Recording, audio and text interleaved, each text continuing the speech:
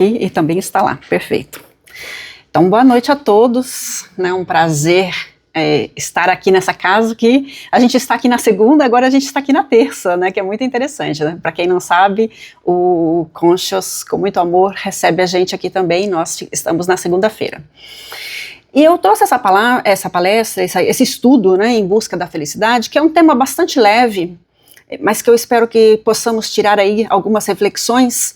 E aqui a maneira como a nossa colega trouxe a fala dela na abertura ressonou bastante, porque é tudo que a gente já sabe, mas falado de uma outra maneira, para ver, né, sabe aquela história da água mole e pedra dura, tanto bate até que fura?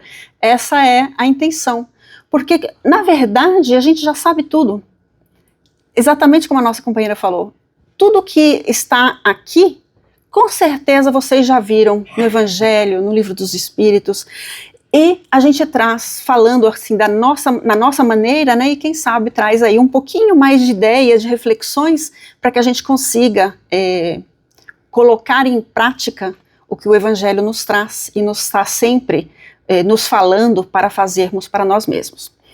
E esse tópico, em busca da felicidade, eu acho ele interessante, porque quem que não busca a felicidade? Né? Se tiver alguém aqui, o Marcelinho até falou para mim, olha, todo mundo me falou aqui que todo mundo está buscando a felicidade. Eu falei, ótimo, porque se não estiver, tem um problema, né? Porque quem que não quer ser feliz? Quem não quer estar feliz? E, às vezes, a questão da felicidade, ela está no fator de que a gente não entende exatamente o que é a felicidade.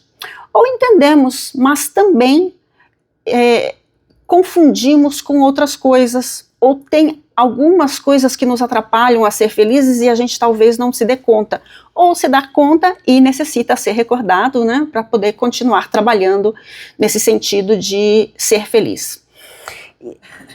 E uma das coisas que faz com que a gente confunda a felicidade é satisfação e prazer. Quantas vezes a gente já não pensou, né, eu vou ser feliz quando? Né? Eu vou fazer essa viagem, vou ficar tranquila, feliz, em paz comigo mesmo, e vai nessa viagem maravilhosa, mas quando volta tem a conta para pagar? Ou aquela coisa, né, de querer uma propriedade, uma casa, e antigamente era uma felicidade você ter a sua casa, né? Você voltava para sua casa feliz da vida, minha casa. Hoje em dia você volta para sua casa e pensa, meu Deus, como é que eu vou pagar as contas? Então, o que a gente está vendo aqui é que a gente, se confundirmos satisfação e prazer com felicidade, a gente pode não conseguir essa felicidade que nós estamos buscando. E outras vezes, a gente pergunta ou pensa, eu sou feliz? O que é a felicidade? A gente fala, olha, não sei, eu já tive meus momentos de felicidade, mas quando eu estiver feliz, eu vou sentir no meu corpo vai falar para mim. Será? Quem é que já não passou pela experiência de sentir muita fome, vai lá, come, dali 5 minutos está com fome de novo? Né? Opa, o corpo mandou uma mensagem equivocada, porque não era fome, era ansiedade. Quando nós estamos ansiosos, às vezes o corpo fala, vamos comer. Né? Porque aí você come aquele açúcar, aquelas coisas que você gosta, e se sente calma por um momento. Dali a pouco, quando o sabor saiu da boca, já vai você de novo atrás do mesmo sabor outra vez, para sentir essa satisfação. Então a gente vê que a satisfação e o prazer não está equivocado, depende, né, de como é que é essa satisfação e esse prazer, mas ter satisfação e prazer não é que está equivocado, mas ela não se traduz em felicidade, porque a satisfação e o prazer é algo momentâneo. E a felicidade, ela tem que ser uma coisa mais interior, permanente, independente do que acontece do lado de fora. Então as nossas escolhas, elas vão fazer uma diferença grande, porque se elas forem algo do espírito, e aí a gente já dá aqui o spoiler, né? Se ela for algo do espírito, ela tem a tendência de ser mais permanente. E se for alguma coisa aqui, temporária, momentânea, ela é uma satisfação e um prazer. E é uma coisa bastante interessante, porque antigamente satisfação e prazer durava mais. Não sei se vocês concordam comigo. Aqui eu tô olhando assim, tá todo mundo não é tão novinho assim, talvez saibam o exemplo que eu vou dar, vai cair a ficha, né? Mas lembra assim daquele tijolão, que a gente andava com ele, o famoso Motorola, né? Gente, você ficava, olha, eu preciso de um celular. Aí você ia lá, juntava o seu dinheirinho, comprava, e você saía com aquele trambolho numa felicidade, porque, nossa, só de você não ter que buscar um orelhão, ou quando você via um orelhão com aquela fila, né? Não preciso. Meu telefone. Então você tinha uma satisfação e essa satisfação durava. Era quase uma felicidade que a gente tinha ali, porque a satisfação era longa, né? Durava até que você chegou o próximo telefone para você ter que trocar. Uxe, você foi feliz por um bom tempo. Vamos sair para comprar um iPhone hoje? Você já compra o iPhone sabendo que o próximo já está para sair. Compro ou espero? Se eu compro, daqui a pouco sai o outro, eu já estou com o antigo. Ai, já não... está faltando alguma coisa. Você nem sabe o que está faltando no telefone, mas o próximo já tem alguma coisa que esse seu que você comprou não tem. E se você espera pelo outro, você espera. Na hora que você compra, já estão falando do próximo. Então a sensação é a mesma. Então o que está acontecendo hoje é que a nossa satisfação e prazer está tão rápido que, na verdade, já não é mais nem satisfação e prazer, já é ansiedade. Porque na hora que você vai desfrutar, já acabou. Ui, né? O que está acontecendo aqui? Então nós precisamos perceber que nós temos que ter cuidado com aquilo que é satisfação e prazer. Porque ele é um intensificador de felicidade. Mas se nós colocarmos a atenção nesse intensificador de felicidade, a gente pode perder aquilo que realmente é a felicidade. Mas também há um outro empecilho para a nossa felicidade, e bem provável que vocês também já tenham ouvido falar. Sabe aquela história de que as coisas estão indo muito bem? Tá bom demais para ser verdade? Né? São as nossas crenças limitantes. Né? Esmola demais, até o santo duvida, e a gente começa com todas essas crenças limitantes que fazem com que a gente não seja capaz de aproveitar o momento presente. Seja ele felicidade ou seja ele satisfação. Porque também pode ser uma satisfação. E se eu estou preocupada que no momento seguinte alguma coisa ruim vai me acontecer porque eu estou sendo feliz naquele momento, ela está inclusive roubando a minha satisfação daquele presente momento. Então isso também não é felicidade. Só que aí a gente vai lá no Evangelho. Né? Quem que lembra dessa passagem do Evangelho? Bem-aventurados aflitos, capítulo 5, a felicidade não é desse mundo.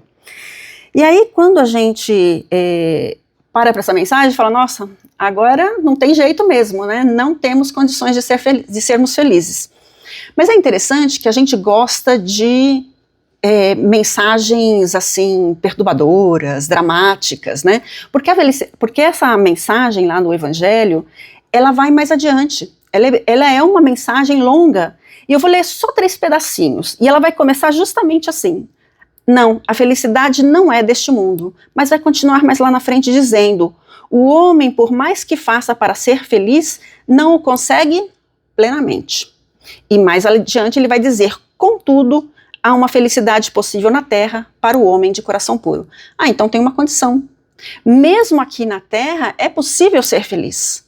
Então essa condição é o que a gente precisa focar. E é o que nós vamos estar falando no dia de hoje. Coração puro é uma disposição moral interior voltada para o bem. Então é algo intrínseco que eu preciso buscar através dessa moral interior. Se a gente fala de moral interior, o que a gente entende? Leis de Deus. Se a gente fala sobre as leis de Deus, consciência. Se ela está na nossa consciência, qual é o nosso problema maior com relação à felicidade? É que os nossos atos, as nossas ações, os nossos pensamentos, os nossos falar, não está necessariamente em sintonia com ela. Se eu não estou nas minhas ações, na minha palavra, no meu pensamento, em sintonia com a lei de Deus, tem uma vibraçãozinha aí que está atrapalhando a minha felicidade. A minha consciência está falando para mim, opa, essa ação que você está tendo aí não condiz com as leis que estão aqui, da nossa consciência. E aí, então, a gente já começa a ficar com medo, a gente já começa a se recordar das crenças limitantes, a gente já começa a pensar no que é que vai me acontecer, né, se a situação não está de acordo. Então a felicidade, ela é uma conquista intrínseca, é uma construção interior e não algo que vai depender do exterior. E isso é importante porque se nós pararmos para ver os dias de hoje, que são tão conflituosos, tão turbulentos, a gente liga a televisão, escorre o sangue, como se diz, né? A gente vai conversar com o vizinho, tem problema, a gente vai falar com um familiar, está com alguma doença. Então a gente está vendo mais e mais que nós estamos em conflitos, em turbulência, com dificuldades nessa parte exterior. E a gente não tem controle sobre isso. É verdade que se eu cuidar bem de mim mesmo, eu posso estar mais saudável, mas às vezes não está no meu controle. Às vezes algo me acontece e eu fico adoecido. Então, essa felicidade, ela tem que ser intrínseca. Portanto, ela vai vir, portanto, do autoconhecimento. O que ainda me falta? Se eu for lá no Sedes Perfeitos e eu olhar todas aquelas mensagens que estão lá, eu acho até que eu já falei isso em outras palestras, porque eu gosto bastante desse capítulo do Sedes Perfeitos, porque a gente vai lá e a gente nunca está dentro de todos os itens que estão ali, né? Você fala, ui, esse aqui eu ainda não faço. Esse aqui mais ou menos. Então, o que acontece? Cada vez que a gente vai no Sedes Perfeitos e a gente olha as informações que estão lá e vê que não estamos alinhados com essas mensagens, com esses ensinamentos, já aí levanta a bandeirinha vermelha de que essa felicidade, ela está, né, restrita, porque eu não consigo trabalhar dentro de mim mesmo e essa sintonia do meu comportamento, do meu pensamento, do meu falar, não está junto com a minha consciência. Então, felicidade são valores espirituais, como a paz de consciência, o amor, o perdão, a caridade, a fé. Sabe aquela frase que a gente tem, deitar a cabeça no travesseiro e dormir, né, bem? Então, quando que a gente não consegue dormir bem? Não é quando a gente fez alguma coisa durante o dia que não foi legal, ou que a gente colocou atenção demais em coisas exteriores, materiais, e aí nos afetam tremendamente?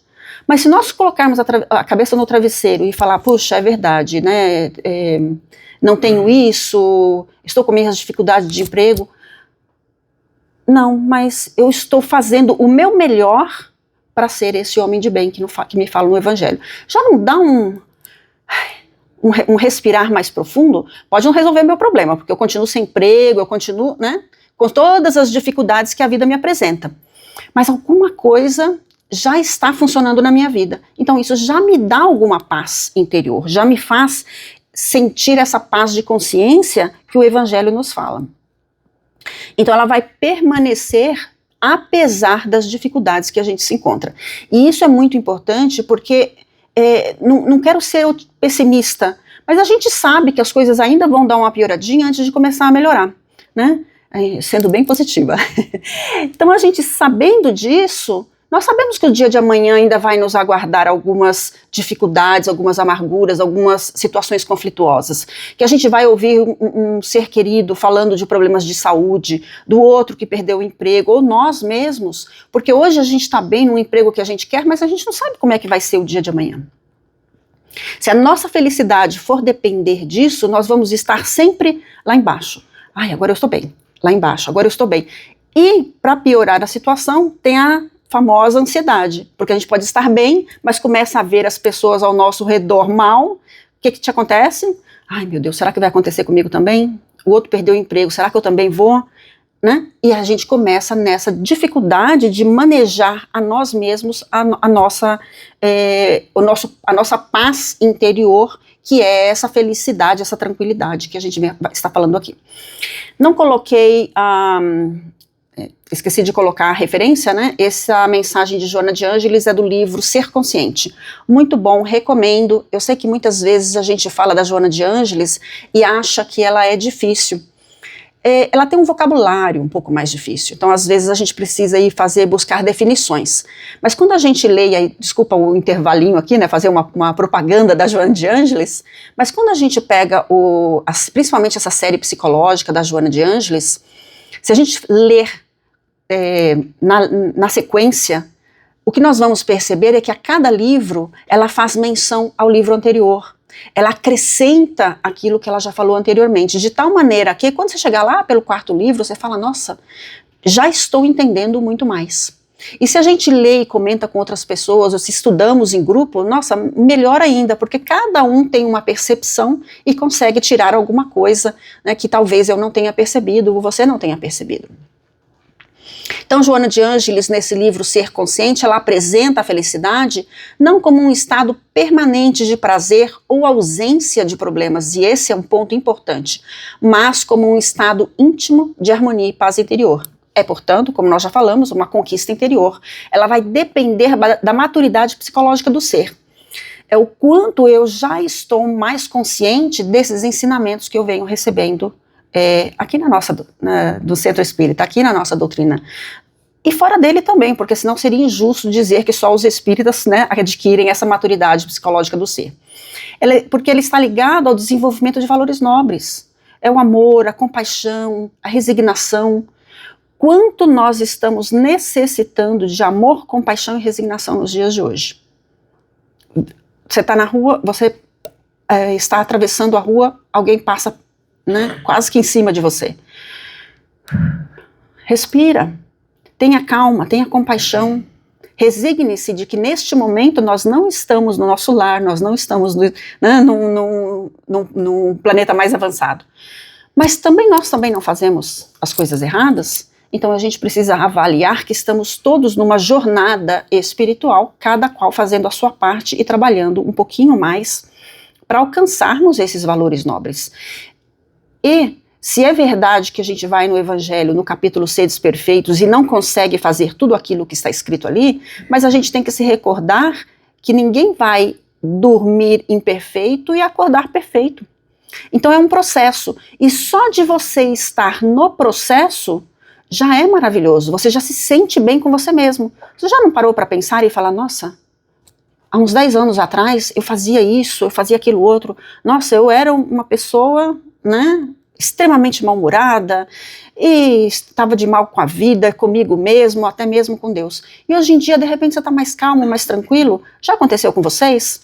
Talvez não todos os dias, né? Mas de vez em quando, pelo menos, isso acontece. Então a gente vê o progresso acontecendo. Se você olhar para trás e falar, eu sou a mesma que há 10 anos atrás, opa, preocupe-se, porque aí sim tem um problema grave, né? Aí a gente segue, e lá no Evangelho segundo o Espiritismo, também no capítulo 5, ele vai falar, o homem é quase sempre o obreiro da sua própria infelicidade. Se ele remontasse à fonte dos seus males, verificaria que estes são, na maioria, o resultado do seu afastamento da lei de Deus.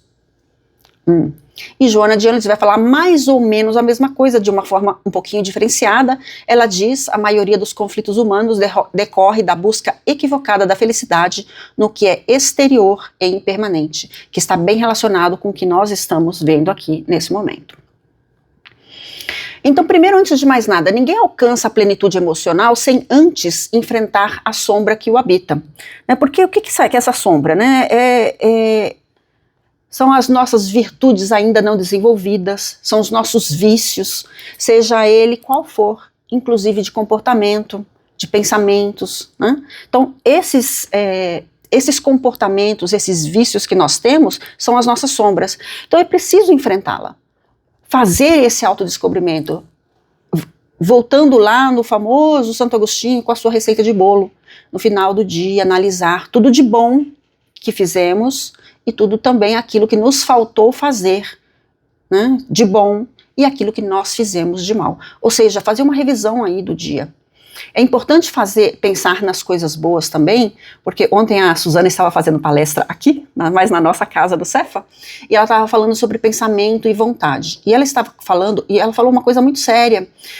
Nós temos a mania de fazer esse autodescobrimento olhando só para coisa negativa.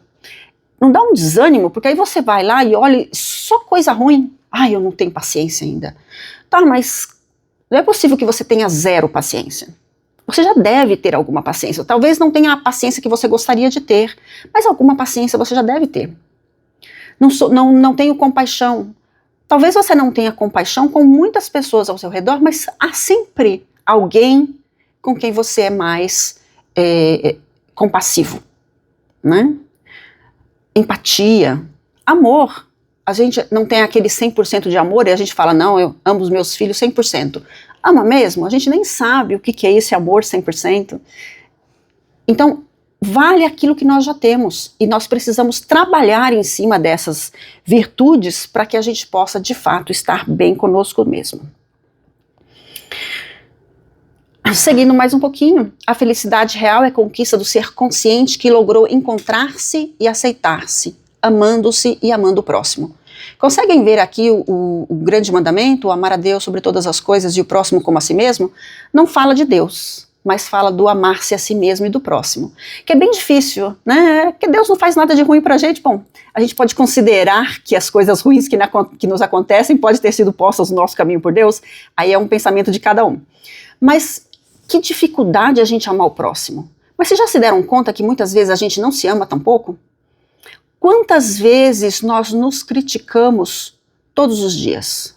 Ai, não é possível, não consigo fazer isso. Não adianta, não sou capaz. Quem que nunca fez pelo menos uma crítica negativa para si mesmo? E se nós formos bem conscientes, é bem provável que várias vezes ao dia. Isso não faz parte da minha palestra, mas essa é de uma outra palestra, mas eu acho que vale a pena a gente olhar e muitos aqui talvez já conheçam o trabalho do Dr. Emoto, Masaru Emoto, né, a experiência da água. Que fantástico que é aquilo, porque ele mostra exatamente as dificuldades que a gente pode vir a ter por causa do pensamento. Então, esses pensamentos que a gente faz contra nós mesmos, ele é de desamor. Então ele já começa por aí mesmo provocando, né, uma vibração entre nós e a nossa consciência. Porque se o grande mandamento é amar a Deus sobre todas as coisas e o próximo como a ti mesmo, e se você nem sequer a você mesmo se ama, como é que você vai amar o próximo? Porque quando a gente não está bem com o outro também. Né? É pouco provável que a gente vai estar bem com o próximo se não estamos bem também conosco. E aí a gente pode pensar que a verdadeira felicidade ela começa no íntimo, né? A gente já viu isso aqui. Na forma como escolhemos viver e sentir. Não depende do que temos, mas do que cultivamos em nós. Paz, aceitação, amor. Só em meio à dor é possível dar o primeiro passo, porque ser feliz é uma construção de dentro para fora. Aí a pergunta que a gente precisa fazer, né? O que eu posso mudar em mim para experimentar a verdadeira felicidade? E essa é uma pergunta muito importante, porque o que é que nós estamos fazendo na nossa vida que pode estar nos trazendo essas dificuldades com relação à nossa felicidade?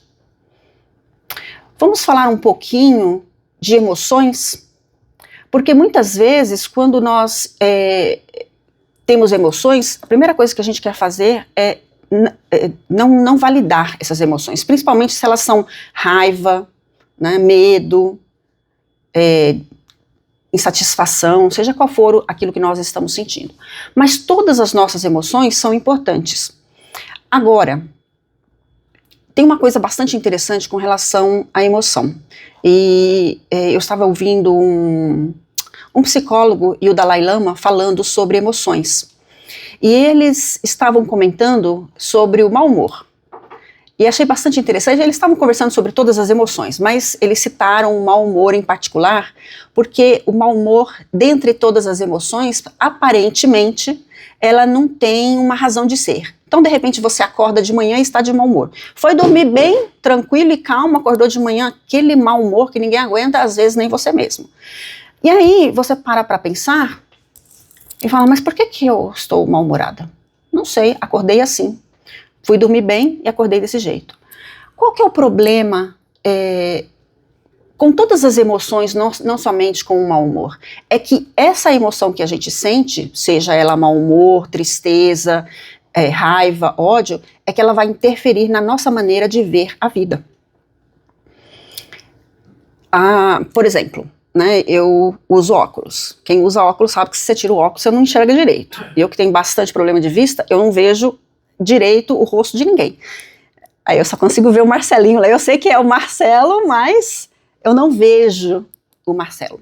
Então o que acontece? Se eu não consigo enxergar direito, eu não sei se a pessoa está sorrindo para mim, se ela está brava comigo.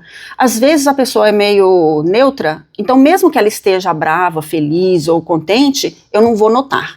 Mas se for uma pessoa mais expressiva, eu consigo identificar qual que é essa emoção que a pessoa está sentindo. Então, o que acontece com o óculos? Se eu ponho um óculos de grau, eu vou enxergar melhor e eu vou conseguir ver as coisas. Mas se eu coloco um óculos com uma lente amarela, eu vou ver amarelado. Se eu coloco um óculos com a lente azul, eu vou ver azulado. Se eu coloco o óculos que está ali com aquela cor do ódio, eu vou começar a ver situações que reflitam esse ódio. De raiva, de amor também, porque é válido para tudo. Então, qual que é o problema aqui? O nosso cérebro, ele é um instrumento maravilhoso, incrível, que a gente ainda não conseguiu entender completamente, mas que às vezes ele também pode trabalhar contra a gente. E nessa questão da emoção, ele trabalha contra se nós não estivermos bem atentos a isso. O que acontece? O nosso cérebro, ele quer validar a sua experiência. Então, se você acordou de mau humor, ele vai buscar todas as situações que validem o seu mau humor. Você está com raiva? Ele vai buscar todas as situações que validem a sua raiva. Então, o que vai acontecer? Você entra aqui no Cefa e você acordou de mal com a vida. Está com raiva de você mesmo, de Deus, do mundo, e você entra para alguém e alguém não está bem consigo mesmo e está com aquela cara fechada. Olha, com certeza me olhou, não está satisfeito com a minha presença aqui. Já aconteceu com vocês que de repente vocês fizeram uma leitura na outra pessoa e aí quando você vai lá tirar satisfação, tem nada a ver com o que você pensou anteriormente? Ou mais grave, porque acontece até com muito mais frequência, porque a gente já falou e já escutamos a mesma coisa. Nossa, eu te vi pela primeira vez, não te suportei de cara. Não tinha nem porquê, mas não suportou. Depois, conforme eu fui te conhecendo, aí agora, nossa, você não é nada daquilo que parecia. Não era a minha cara que estava parecendo que era boa ou ruim. Era a lente que a pessoa ou eu estávamos usando naquele momento e via o outro de uma maneira que ele, na verdade, não era. Né? Então nós temos que tomar muito cuidado com essa lente que nós estamos usando. Se nós estamos depressivos, a gente tem a lente da depressão.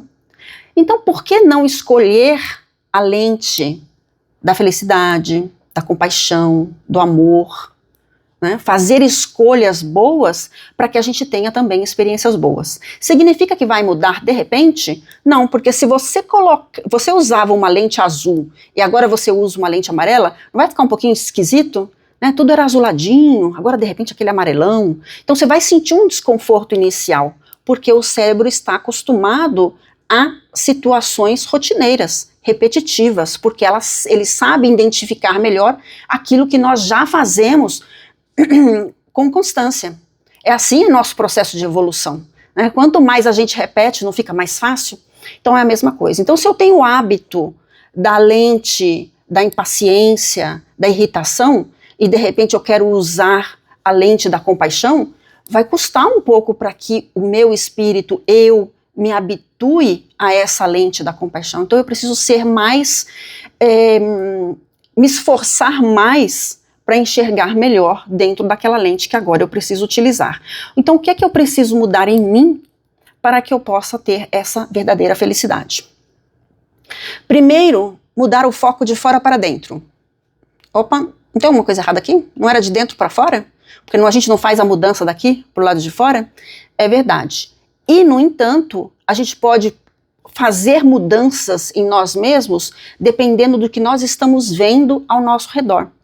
E não é nem vendo o que é que o outro está fazendo de errado ou de certo. É como isso está me impactando. Lembra da lente? Como eu vejo o que é que o outro está fazendo. Então, se eu olho para o outro e eu sinto um desconforto, eu não sinto bem com aquela pessoa, eu preciso analisar o que é que em mim faz com que eu veja essa pessoa do outro jeito. Principalmente se há pessoas ao meu redor que gostam daquela pessoa, que consideram aquela pessoa boa. Vocês já acordaram com aquele mau humor? Aí se você chega num lugar e aquela pessoa toda feliz, ai, bom dia, querida, e você,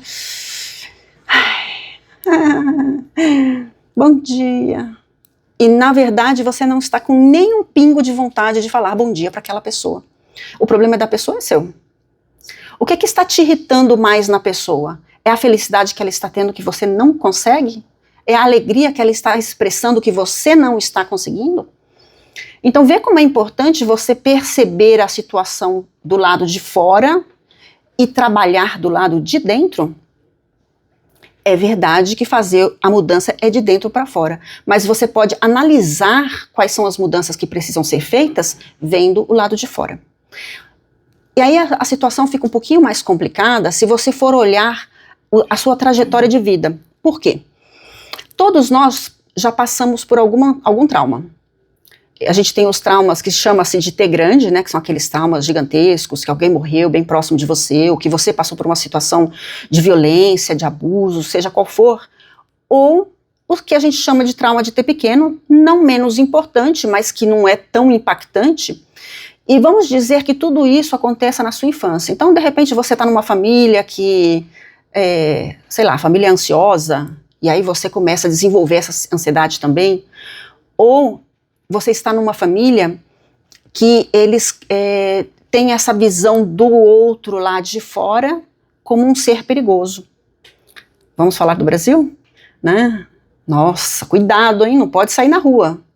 E a gente começa com essa história desde a infância com a intenção de proteção. Só que isso vai se tornando uma rotina no seu pensamento de que você precisa se proteger do próximo. Então agora o próximo já não é mais aquele seu irmão.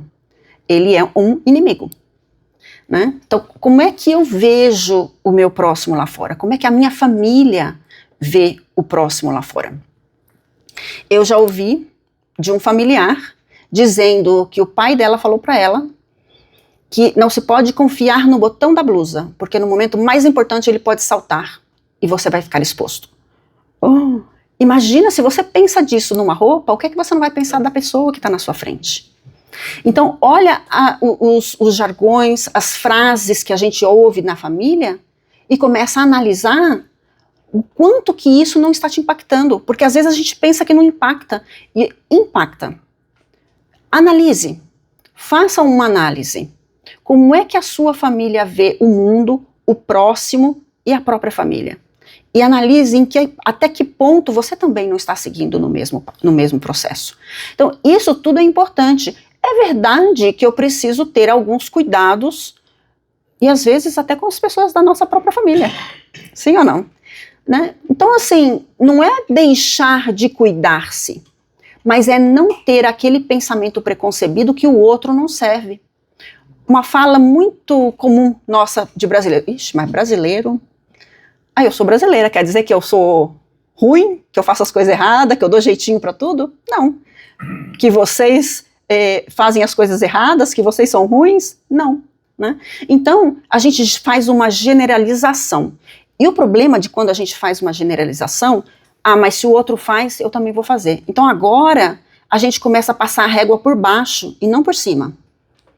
Então a gente precisa ter mais confiança, porque quando você espera, você tem uma expectativa do outro, no sentido de ser o seu melhor, sem esperar que eu tenho que ver o outro fazendo assim, mas ter uma expectativa de que aquela pessoa tenha as suas coisas boas também.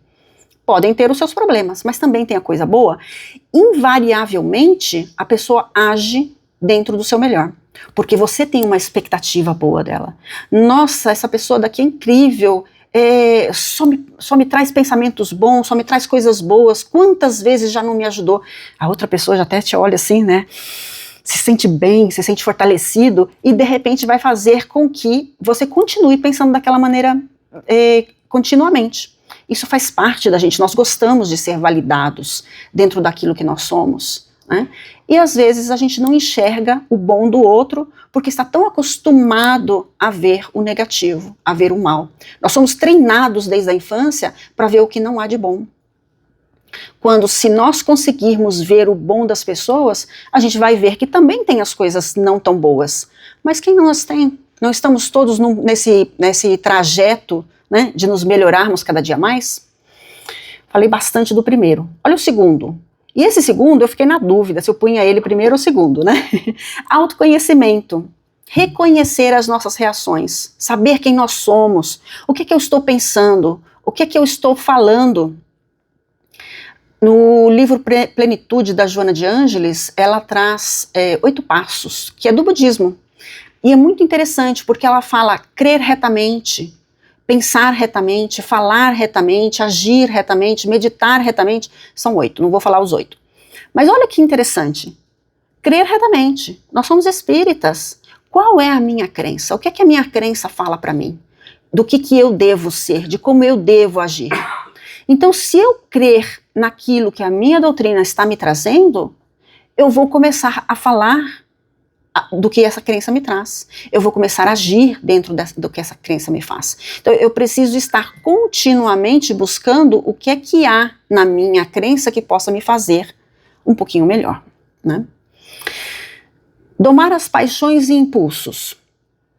Quando a gente fala em paixão, tem uma pergunta lá do Livro dos Espíritos, que eu esqueci de anotar qual era, mas que ela fala do corcel selvagem, né? E que ela fala que as nossas emoções, elas são como um corcel selvagem. Se elas não forem adestradas, elas podem nos causar mal.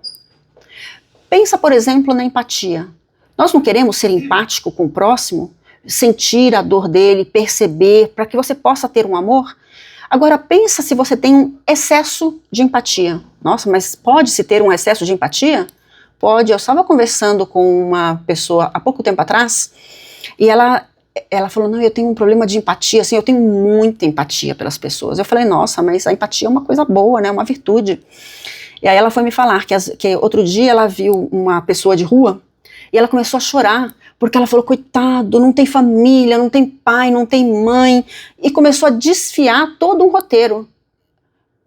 Está perdido na vida, olha, não tem nada, não tem comida. Eu falei, nossa, você matou o pai, a mãe, a família inteira, Deus, porque você está perdido, né? Então, realmente, olha o que o excesso da empatia faz. Mata a família inteira e acha que o outro está lá, né, jogado na rua, porque não tem nenhuma razão de estar lá, é um pobre coitado. Não necessariamente, a gente não sabe por que a pessoa está ali na rua. Pode ser atos dela mesmo, ou pode ser de fato passando por uma situação difícil, mas que nem por isso deixa de ter alguém, está ali naquele momento, mas tem uma família, tem alguém que de repente está necessitando comunicar-se com eles para receber também uma ajuda. Então excesso, tudo que é excesso é ruim. Até amor, porque amor em excesso não é amor, é possessividade. Então falou que é em excesso, não é legal. Então, da mesma forma como lá no Evangelho nos fala do corcel selvagem, essa é a questão que a gente precisa analisar. Eu preciso educar as minhas emoções. Mas não é que a paixão seja uma coisa ruim. Não é mais gostoso quando você faz alguma coisa de forma apaixonada, você fala, nossa, eu gosto de ajudar, eu gosto de vir ao centro, eu gosto, e você tem aquela paixão, aquela vontade, aquele fervor de fazer isso. Então a paixão em si, ela não é uma coisa ruim. É aquele excesso que faz com que seja em desequilíbrio. E o impulso é a mesma coisa. A gente fala, ai, vacilei de novo, né? Agi sem pensar, foi por impulso. Mas também nós temos impulsos bons. Quando uma pessoa está caindo, você já não quer ajudar a pessoa, né? Às vezes a pessoa só dá uma resbaladinha e você já faz o movimento. Não é um impulso? Então nem tudo é ruim. Nem paixão é ruim, nem impulso é ruim. Também tem as coisas boas. E a gente precisa focar naquilo que é bom. O quarto, veja que aqui todos os 4 são importantíssimos, né? O quarto, ações pequenas com grandes intenções. Às vezes a gente já quer montar logo uma mansão do caminho, não consegue lidar com o familiar de dentro de casa, mas acha que se for um lá de fora necessitado, a gente vai conseguir lidar melhor com ele. E não é verdade, porque às vezes a pessoa ela está na rua porque ela é uma pessoa difícil. É verdade que a gente encontra pessoas na rua porque não estão conseguindo pagar o aluguel? É verdade. É verdade que a gente encontra pessoas na rua porque de repente tem essa ou aquela dificuldade, é algo momentâneo? É verdade. Mas tem pessoas também que elas têm desequilíbrios. Elas têm o pensamento totalmente focado para a direção equivocada. Uma vez eu fui com o grupo do bem fazer uma entrega na rua, servir comida para eles, né? Então o rapaz lá, que é o cozinheiro, que faz aquelas comidas maravilhosas, você fica olhando, que delícia, né? E aí a gente não come, vai lá entregar para o pessoal de rua. E um dia, por razões distintas, nós chegamos tarde. E reclamaram, como que você chega a esse horário, né? Já passou do tempo do horário de almoço. E aí o rapaz, assim, muito sábio, né, no seu pensamento, ele virou depois, no final, para o grupo e falou assim, os nossos customers são exigentes, a gente precisa se esforçar mais para da próxima vez fazer um trabalho melhor. Agora, se você não tem paciência, se você não tem compaixão, se você não consegue olhar o próximo como aquele ser que naquele momento está necessitando de alguma coisa, você já não vai chutar a criatura? Vai jogar a marmitinha dele maravilhosa no chão e falar, então vai comer em outro lugar? Né? Porque essa normalmente é a reação que a gente tem quando o outro não nos agradece efusivamente porque a gente está fazendo alguma coisa boa. Então, ações pequenas, dentro daquilo que a gente possa fazer. Eu ainda não consigo fazer uma mansão do caminho? Puxa vida, mas eu consigo levar uma marmitinha lá na rua? Ainda que a pessoa seja mal educada? Eu consigo tratar bem alguém dentro da minha casa, mesmo que essa pessoa seja difícil? Então, as pequenas ações fazem muito se a intenção for boa. Se nós estamos olhando para o nosso futuro, querendo ser aquele homem de bem que o Evangelho nos traz. Aí lá no livro Ser Consciente, bastante interessante esse livro, né? Trouxe várias mensagens de lá. Ela fala da conquista de si mesmo. Conquistar a felicidade requer domínio das emoções, trabalho interior, libertação do ego inferior, aquela necessidade de sermos algo que ainda não somos, né? Então ela vai falar também que a verdadeira alegria nasce do alinhamento entre o eu profundo e as leis divinas. Quem é o eu profundo? É o espírito, é o ser nessa trajetória evolutiva, aprendendo cada vez mais. Ninguém é verdadeiramente feliz sem conquistar-se a si mesmo, sem saber lidar com as emoções que de repente nos aparecem. Quem não consegue lidar com a questão de ódio, de raiva, hoje é muito reconhecido isso, inclusive na área médica, que sentimentos como a raiva, a mágoa, o ódio, elas trazem enfermidades. Então, se eu não sou capaz de controlar essas emoções, manejá-las bem, em um futuro muito próximo, eu vou ter um problema de saúde. Tanto é que hoje em dia, os médicos, quando eles veem como a pessoa está se portando ali, né, no tratamento médico, muitas vezes eles mandam para o psicólogo. Não é porque eles duvidam que a pessoa não tenha o problema físico, mas é porque eles sabem que o emocional está precisando ser trabalhado, né? Então a felicidade, ela é um processo, ela não é algo que vai acontecer de um momento para outro. Ele não é uma conquista repentina, mas um estado que vai sendo construído. Cada pequeno gesto de amor, de escolha ética, cada superação emocional é uma pedra na construção da felicidade. Então nós estamos criando, né, esse reino de Deus, essa mansão, né, que nós podemos viver lá dentro desse reino de Deus. E às vezes é um perdoar, é aceitar uma frustração com sabedoria, é ser útil mesmo no momento de dor. Porque se você vai fazer, por exemplo, um trabalho voluntário e você está em sofrimento, está passando por alguma coisa difícil, a maioria das vezes você acaba esquecendo a sua dor, a sua dificuldade naquele momento daquele trabalho. Então, fora da caridade não há salvação, porque a gente sai de nós mesmos para vivenciar algo ali do lado de fora, ajudar aquele outro, ver que também há outras pessoas com problemas, e às vezes problemas muito maiores do que o nosso. E aí, para que a gente encerre, né, eu trouxe do Vida Feliz essa mensagem: a tua felicidade é possível. Crê nesta realidade e trabalha com afinco para consegui-la. Não a coloque nas coisas, nos lugares, nem nas pessoas, a fim de que não te decepciones. A felicidade é um estado íntimo, diferente do bem-estar que a vida digna e sem sobressaltos proporciona. Mesmo que te faltem dinheiro, posição social de relevo e saúde, podes ser feliz, vivendo com resignação e confiança em Deus. É aquela questão da fé. O que é que o Espiritismo nos traz de mais grandioso? É reconhecer que a vida não termina.